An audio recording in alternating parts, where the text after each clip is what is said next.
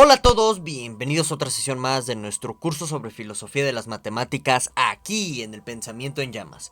Y bueno, pues en esta ocasión vamos a hablar de la postura del pragmatismo matemático dentro de la filosofía de las matemáticas y en concreto pues vamos a explorar la postura del pragmatismo matemático presente en Peirce y también en Wittgenstein, aunque bueno pues sí es muy importante aclarar que pues Wittgenstein como tal no es un pragmatista.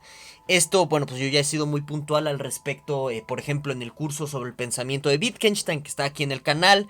Les recuerdo brevemente que por si ustedes quieren ver las sesiones de este curso completo de filosofía de las matemáticas, en la página principal del canal, en la pestaña de lista de reproducción, puedes encontrar una lista creada que contiene todas las sesiones del presente curso. Por su parte, pues también en esta misma pestañita de listas de reproducción te puedes encontrar pues todo el tema de las sesiones sobre el pensamiento de Wittgenstein. Ahí están disponibles. Y bueno, voy a recordar también en su debido momento pues estos matices tan particulares que hay respecto a el supuesto pragmatismo en Wittgenstein, que no obstante de que en sí pues Wittgenstein no es un pragmatista, pues su postura se asemeja demasiado al pragmatismo más tradicional o más ortodoxo, que sería pues en concreto el que inicia el fundador del pragmatismo, que en concreto pues es Peirce, ¿de acuerdo? Bueno, vamos rápidamente a caracterizar en términos muy generales qué es esto del pragmatismo matemático para que consecuentemente pues entremos a la postura de pragmatismo matemático de Peirce y a la postura wittgensteiniana sobre las matemáticas, ¿sí? Y para que pues al final pues entremos a la cuestión de problematización de la postura del pragmatismo matemático. Entonces pues vamos a entender el pragmatismo matemático como una postura dentro de filosofía de las matemáticas que más o menos nos dicen o nos afirman dos cosas en concreto. La primera es que tanto el conocimiento como la fundamentación de las matemáticas proviene de la experimentación, de las prácticas o en pocas palabras del ensayo y error que constantemente pues se da a la hora de implementar cierto tipo de teorías matemáticas, cierto tipo de sistemas axiomáticos, ¿de acuerdo? Y que en este sentido, pues el valor o la piedra de toque definitiva en matemáticas debería ser, según el pragmatismo matemático, el que tanto pueda resultar útil dicha teoría matemática para desempeñar prácticas de una manera más eficiente. Entonces, aquí detrás de toda esta afirmación está lo que dentro del pensamiento peirciano se conoce como máxima de utilidad. Ahorita brevemente nos vamos a meter a esa consideración, a esa cuestión, para que no nos perdamos tanto, para que tengamos un suelo más o menos en común para el análisis de la postura de pragmatismo matemático, ¿de acuerdo? Entonces, hay algo aquí muy importante que me gustaría puntualizar para que ya prosigamos con el resto de lo que tenemos que exponer en esta sesión.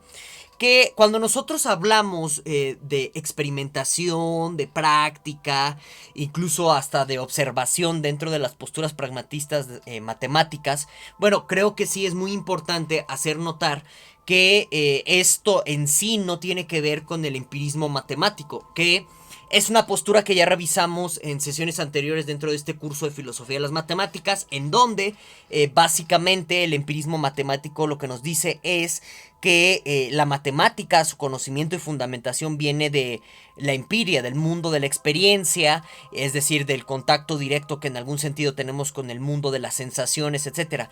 El pragmatismo matemático no está afirmando algo así por el estilo, sino que le está haciendo más énfasis o más peso a la cuestión de la comprobación, a la cuestión de verificar observables, a la cuestión de, en pocas palabras, la experimentación científica como la que va a determinarnos qué teorías matemáticas son las más fundamentadas y qué teorías matemáticas sí producen algún tipo de conocimiento en relación a qué tan útiles resultan ser las teorías científicas a la luz de la implementación de cierta teoría matemática, ¿de acuerdo? Les pongo un ejemplo muy breve. Si nosotros consideramos caso de mecánica cuántica, bueno, en virtud de que si utiliza cierto tipo de teorías estadísticas para la implementación y el estudio de las entidades que aparecen ahí en el mundo subatómico, bueno, desde una postura de pragmatismo matemático, uno estaría como orillado a concluir que esas teorías estadísticas son las que producen más conocimiento matemático y a la vez son las teorías mejor fundamentadas, porque a la hora de implementarlas en estos ámbitos de experimentación dentro del mundo subatómico, pues son las que mejores resultados dan resultados más útiles para la misma manipulación del mundo subatómico, ¿de acuerdo? Entonces, sí era muy importante clarificar todo esto. Y bueno, pues dicho sea de paso, uno de los grandes críticos del pragmatismo, no nada más del pragmatismo matemático, sino del pragmatismo en general, pues es el marxismo, ¿no? Por este gran énfasis en la cuestión de la utilidad. Ya saben, creen que detrás de todo esto hay algún tipo de ideología de corte burgués. En fin, más adelante vamos a profundizar en ello. Pero bueno, ya para finalizar esta breve introducción de la presente sesión que tenemos aquí en manos, les recuerdo brevemente que me pueden dejar aquí abajo en la cajita de los comentarios todas sus dudas, inquietudes que tengan en relación a lo que estamos exponiendo, ¿de acuerdo?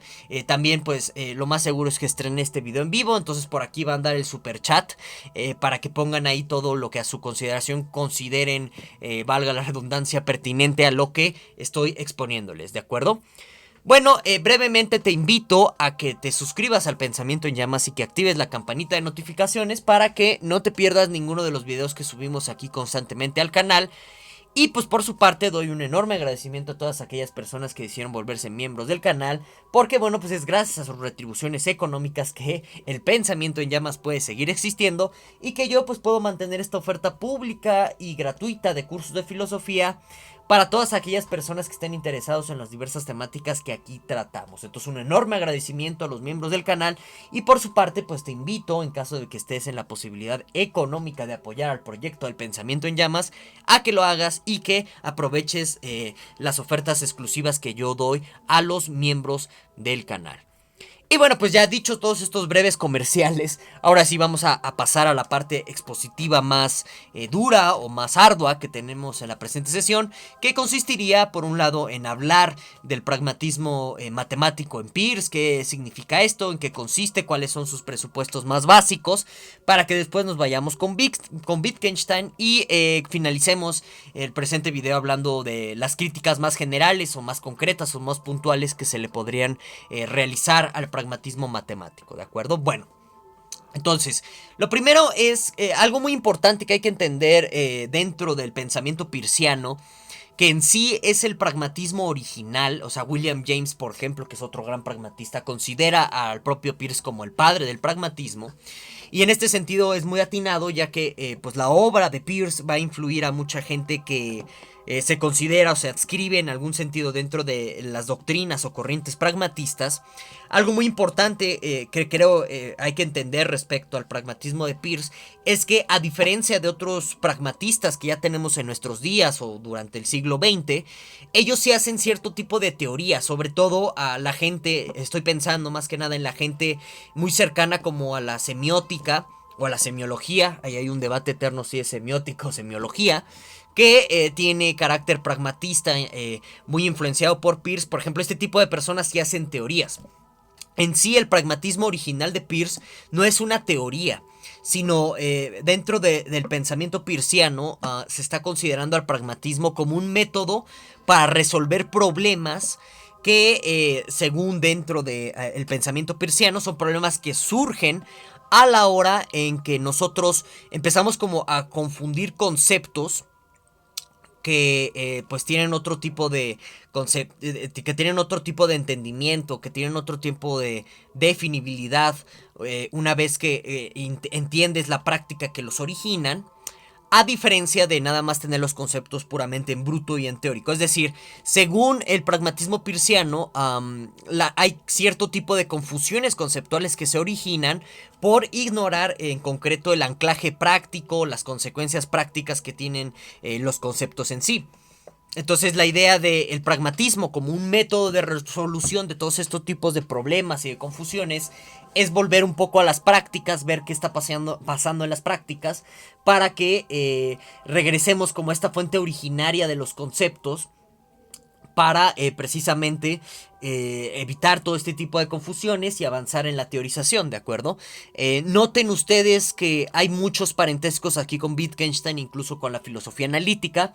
Ahorita más adelante voy a comentar varias cosas al respecto.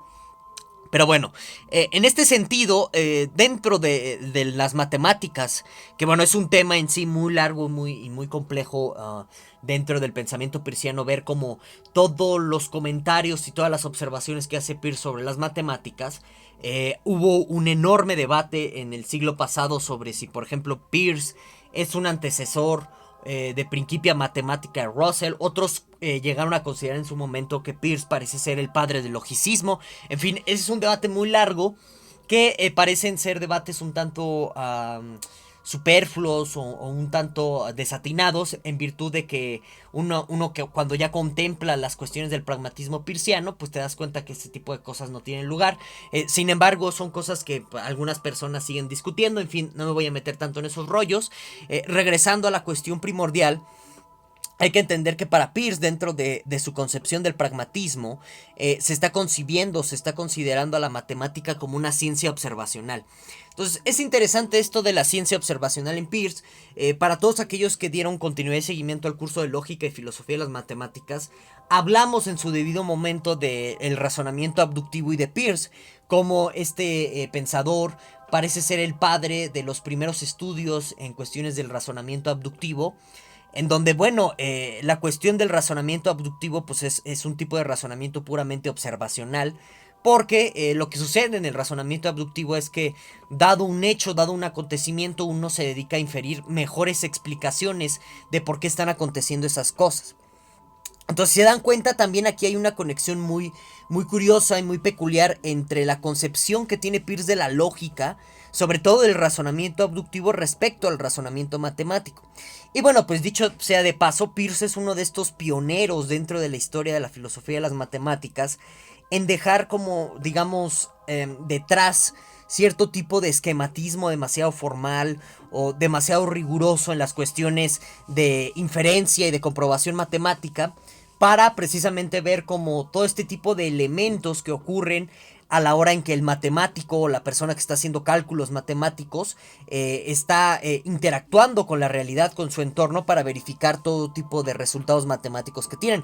Es decir, Peirce es el primero dentro de, a mi consideración y también a la de varios, creo que William James también estaría de acuerdo con esto que estoy diciendo. Peirce es el primero dentro de la historia de la filosofía de las matemáticas que se da cuenta que la matemática no es una cosa que se da in abstracto y que se da exclusivamente con independencia de todo tipo de disciplinas, de cualquier tipo de idea o razonamiento vinculado con cuestiones filosóficas, sino que por el contrario la matemática es un todo armónico o un todo sistemático que se da en relación a un montón de cosas. Y es en virtud de este montón de cosas que están un tanto como a la periferia de la matemática, que precisamente ya para nuestra cotidianidad la matemática adquiere cierto sentido. Entonces, piensen ustedes, por ejemplo, en la aritmética, ¿no? Las operaciones aritméticas más básicas, como la suma, la resta, la multiplicación o la división. Este tipo de operaciones tienen sentido ya para nosotros, personas de carne y hueso que nos movemos cotidianamente, porque las utilizamos para cierto tipo de actividades. Por ejemplo, para comprar las tortillas o para comprar el pollo o comprar los huevos, pues hacemos cierto tipo de cálculos o operaciones aritméticas muy concretas. Y es en virtud de esas conexiones con las prácticas y con nuestra cotidianidad que la matemática adquiere un significado más complejo y más profundo que de pronto nada más ver a la matemática en su aspecto puramente formal o puramente axiomático, puramente demostrativo, deductivo, dentro de, no sé, un libro de cálculo como el de Spivak o un libro de cálculo como el de Pastor o el Baldor, etcétera. En fin. Entonces es por eso que Peirce considera en primera instancia que la matemática tiene que ser una ciencia observacional, porque todo este tipo de elementos que se dan a la periferia de la matemática pues en realidad no resultan tan periféricos una vez que atendemos a la cotidianidad y a las prácticas consuetudinarias. Observamos cómo la matemática también adquiere cierto desarrollo y en este sentido cierto tipo de fundamentación.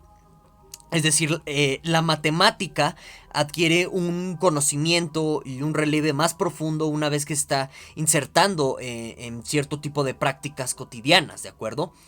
Y es en virtud de estas prácticas cotidianas que también la matemática se sigue construyendo y se vuelve más elaborada. Por ejemplo, piensen ustedes que quizás ahorita ya la matemática del siglo XXI es muy complicada de entender en relación a que cada vez tenemos prácticas más complejas. Piensen lo que hacen los físicos en el acelerador de partículas del CERN. Son prácticas demasiado complejas que requieren conceptos matemáticos cada vez más complicados o más profundos. Por su parte, si lo comparamos con épocas un tanto más anteriores dentro de la historia de la humanidad, como por ejemplo piensen ustedes en la antigua Grecia, que tienen un sistema aritmético demasiado elemental en comparación ya de la aritmética que tenemos hoy en día, sobre todo de la álgebra que conocemos. Eso tiene sentido una vez que te das cuenta que las prácticas del mundo griego pues no demandaban un mejor desarrollo de las teorías matemáticas existentes, ni una mayor implementación de los conceptos matemáticos que ya se tenían a nivel cotidiano. Entonces por eso para Peirce tiene mucho sentido pensar a la matemática como esta ciencia observacional que se va construyendo y manipulando conforme a la experimentación y conforme a las necesidades prácticas, comunitarias que va teniendo las personas a lo largo del tiempo. Ahora, algo aquí interesante dentro de la postura del pragmatismo matemático peirciano es que según él, la matemática en sí es como una serie de diagramas que van siendo creados por la mente humana y que precisamente son las prácticas o esta experimentación de la que les hablaba la que permite la manipulación de dichos diagramas.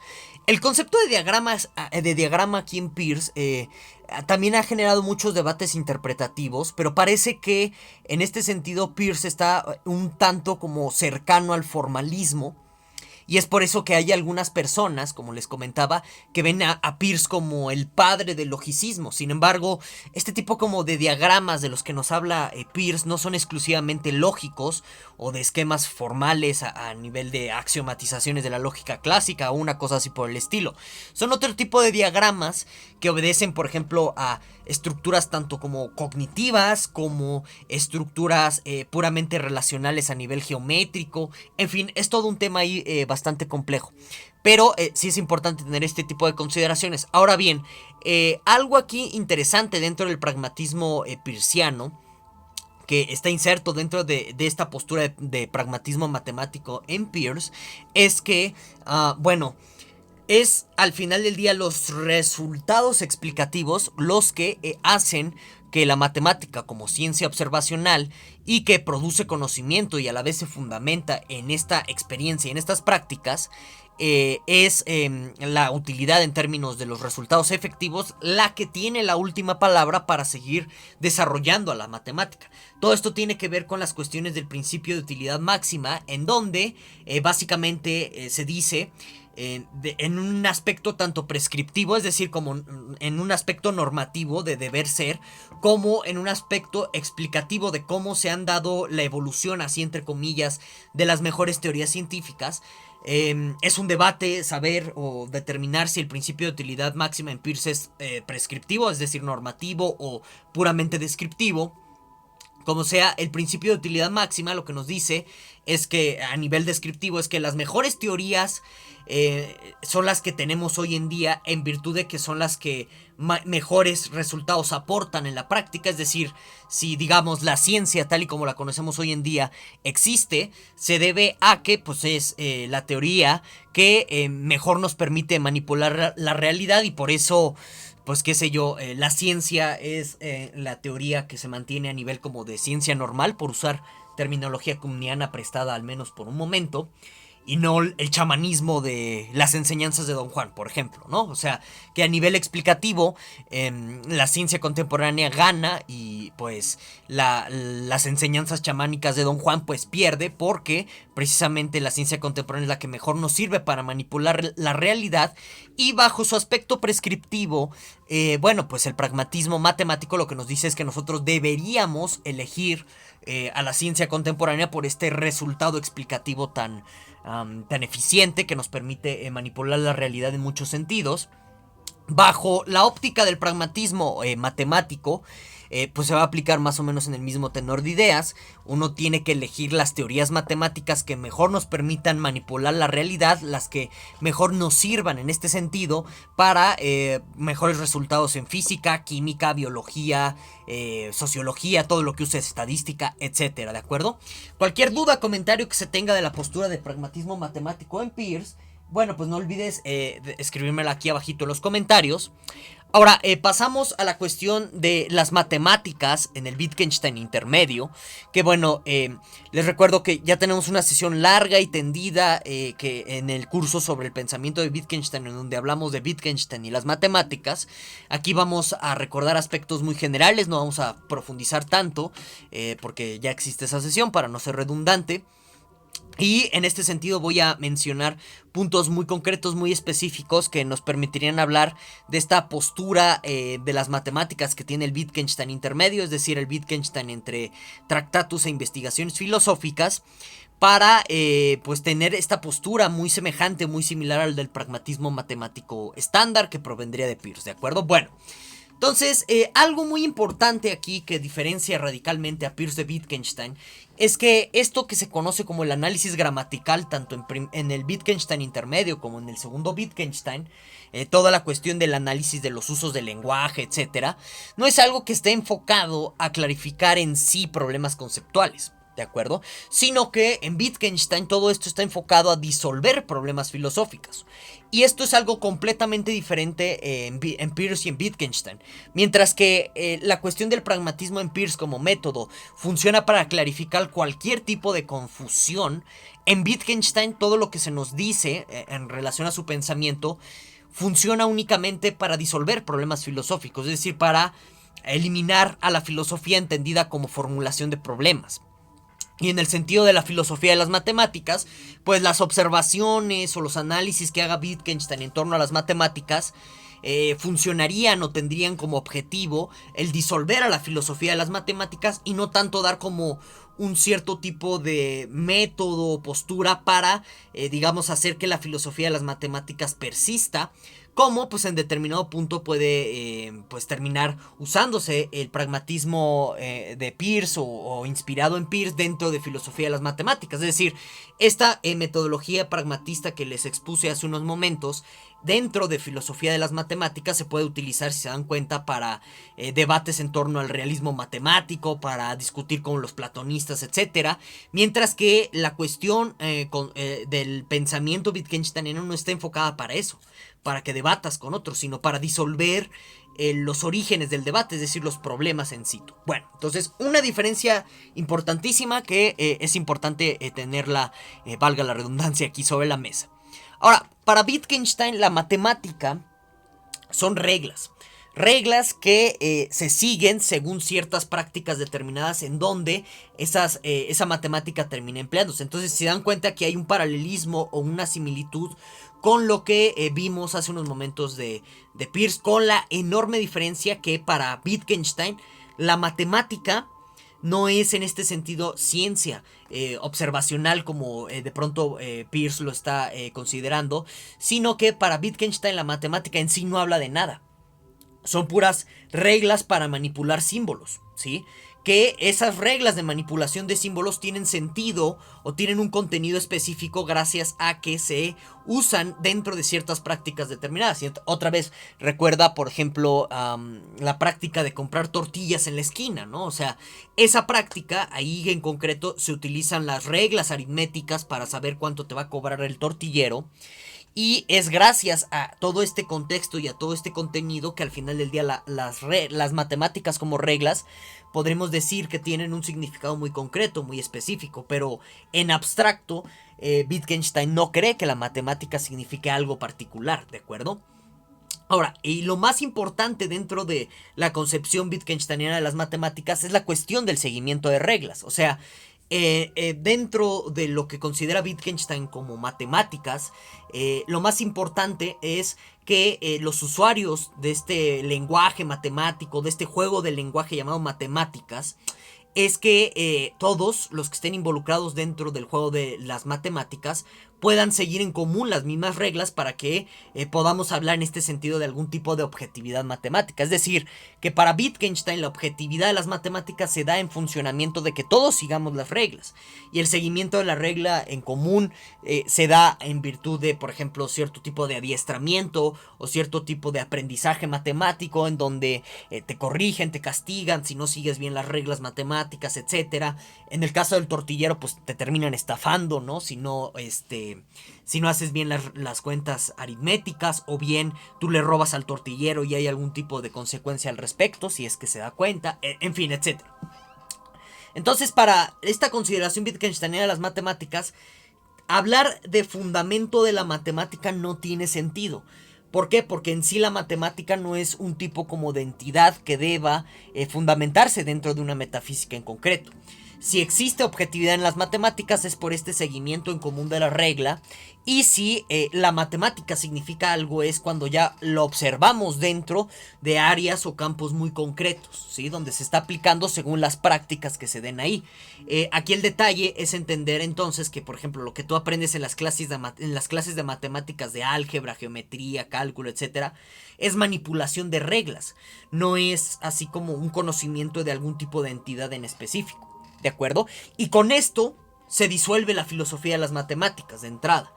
Y también la cuestión del conocimiento matemático pues no es una consideración que tenga sentido una vez que te das cuenta que la matemática son manipulación de símbolos. O sea, el único conocimiento que puedes tener sobre la matemática es, en este sentido, conocimiento sobre manipulación de reglas, sobre cómo usar una regla.